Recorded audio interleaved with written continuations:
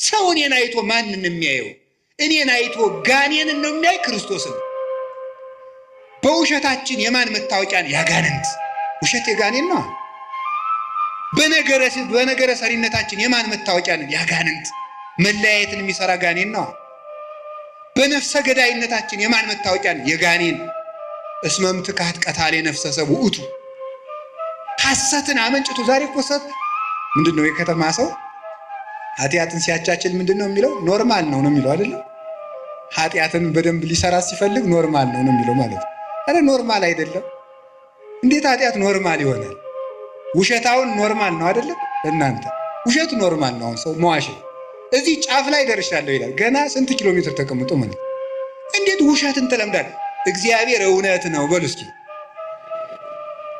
በሉ ጨምሩ ጨምሩ። ሐሰት የማን ነው? የሰይጣን በሉ እንጂ። የሚዋሽ ሰው የማን መታወቂያ ነው? ከዚህ በኋላ ብትዋሹ የማን መታወቂያ ናቸው? ሰይጣንን መምሰል የምትፈልጉ የሰይጣን መታወቂያ ይታተምላችኋል። ዋሹ። ክርስቶስን መምሰል ከፈልጋችሁ እውነተኞቹ ነው።